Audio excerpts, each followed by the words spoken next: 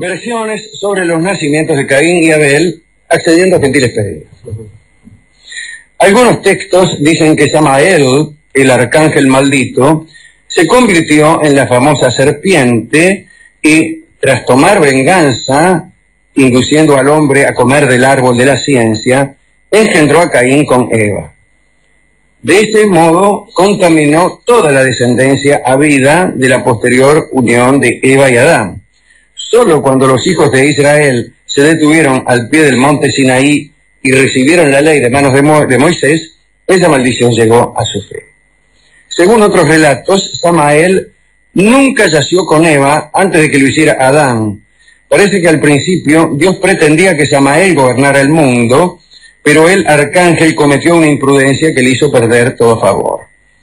Samael vio a Adán y Eva uniéndose a la luz del día y sin la menor vergüenza, y se puso celoso, terriblemente celoso.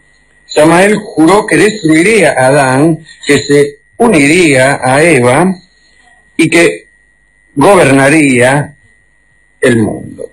Esperó que Adán yaciera con Eva y se quedase dormido, ¿no? Y entonces ocupó su lugar. Eva se entregó a él y concibió a Caín. Dicen que Eva no tardó en arrepentirse de su infidelidad y le contó a Adán lo que había sucedido mientras él dormía. Se desterró y marchó hacia el oeste, Eva, ¿no? Y construyó una choza. Y cuando los dolores del parto empezaron a rendirla, rogó a Adán que estuviera allí para ayudarla. Y él asistió a Eva en el parto, según esta versión, del hijo de otro. Cuentan que el rostro de Caín tenía un brillo angelical, por lo que Eva supo que Adán no había sido el padre. Algunos explican el nombre de Caín diciendo que apenas nació, el niño salió corriendo y regresó con una espiga de trigo que dio a Eva. Entonces ella lo llamó Caín, que significa tallo. La atribución a Samael de la paternidad de Caín pretende explicar el origen del mal. Esta cuestión, el origen del mal, dio nacimiento a una cantidad de explicaciones muy extravagantes. Por ejemplo, la de los gnósticos, que pensaban que el mundo era creación de un demiurgo, de una emanación divina de ínfimo orden. Ellos creían que había un Dios primordial allá en el centro del pleroma, que había engendrado un primer cielo y luego otros dioses subsidiarios habían engendrado el segundo y luego el tercero y el cuarto, hasta que el número 365, cuyo grado de divinidad tendía a 0, era el creador de este universo imperfecto. Y eso explicaba el mal. Era una degradación del poder divino. Y ellos explicaban al Cristo como el enviado de aquel Dios primordial, si se quiere inocente, de la creación de este mundo perverso. Esa era una explicación. Otra es el maniqueísmo, etcétera, etcétera. Pero esta también. Es decir, Caín es engendrado por el mismísimo amor. Bien, en las primeras generaciones, los perversos cainitas, es decir, los hijos de Caín, y los devotos setitas, los hijos de Set, formaban ramas separadas de la familia humana. Sin embargo, cuando las hijas de Caín lograron seducir a los hijos de Set, tanto el bien como el mal se convirtieron en partes integrantes de la herencia humana y se entreveró todo. Poco tiempo después de dar a luz a Caín, Eva dio a luz a Abel, que según una tradición quería decir soplo o fugacidad, previendo su pronta muerte. Esto lo explica Flavio Josefo, y dice también que la revelación de un futuro conflicto la tuvo Eva en un sueño. Ella veía a Caín bebiendo la sangre de Abel y rechazando su apenada súplica de que le dejara unas pocas gotas.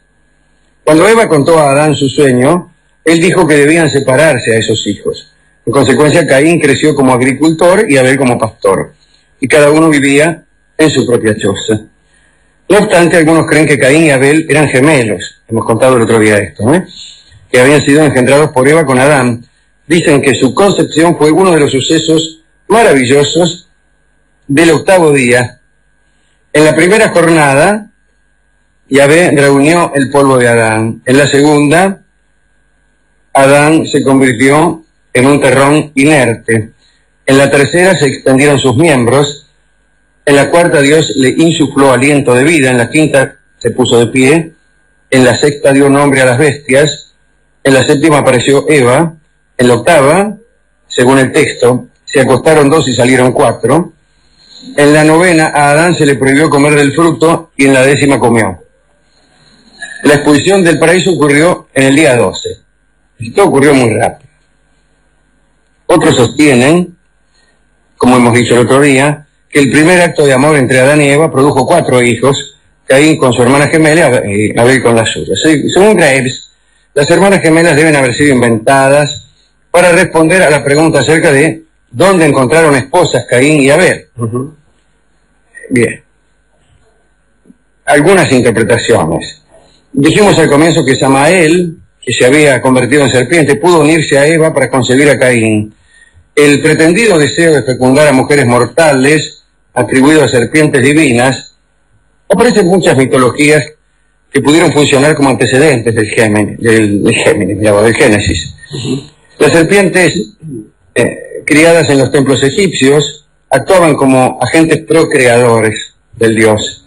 El segundo papiro de Tanis contiene una relación de los títulos sagrados concedidos a las serpientes beneficiosas que habitaban los grandes templos. Entre los griegos, las mujeres estériles pasaban toda la noche acostadas en el suelo del templo de Asclepio, con la esperanza de que el dios apareciera en forma de serpiente y la fecundara mientras dormía. Se sabe que muchos se aprovechaban de esta fe poética de las damas y se presentaban incluso no ya bajo la forma de serpientes, sino bajo la forma de pastores, tenderos, etc. En los misterios frigios de Sabasio, las mujeres contraían matrimonio ritual con el dios, dejando que serpientes vivas o reproducciones de oro se deslizaran sobre su cuerpo. Tales ritos pudieron tener su origen en una identificación de las serpientes con los espíritus de los héroes muertos. Mirá vos, ¿no? Los héroes eran representados a menudo como serpientes, o como mitad hombre, mitad serpiente. Está Cadmo, ¿no? El mismo Alejandro Magno creía que él había sido engendrado por Zeus, disfrazado de serpiente, y Olimpia, su mamá. El suyo no era un casualidad, ¿no? Para terminar, digamos que las mujeres estériles también solían bañarse en ríos con la esperanza de ser fecundadas por el dios río, Serpentino. Las novias troyanas se bañaban en el Escamandro y gritaban: Escamandro, Escamandro, toma mi virginidad.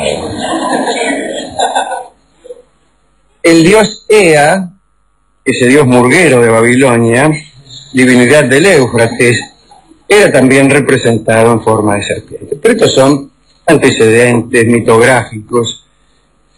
Lo que nos interesaba era contar estas, digamos, versiones no oficiales de los episodios iniciales del Génesis.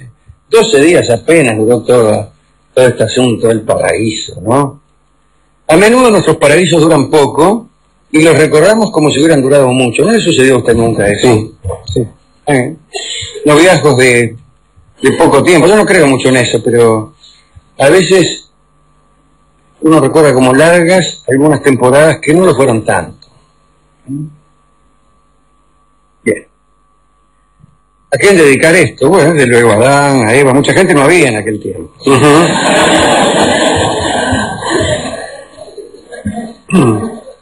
En una cena podía reunir a la humanidad entera. Después, bueno, apareció Malthus y aquí estamos. El disco con que habremos de ilustrar esta charla tiene que ver con el episodio en donde Samael se une a Eva.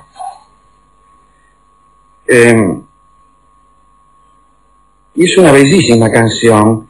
Se llama Por si se duerme mi madre, aludiendo desde luego al provecho que del sueño ajeno sacó Samael, aunque en este caso el que estaba dormido era Adán. Eva estaba bien despierta, según un padre, ¿no? Pero vale la pena escuchar esta bellísima, bellísima canción de Amalia de la Vega. Adelante, Amalia.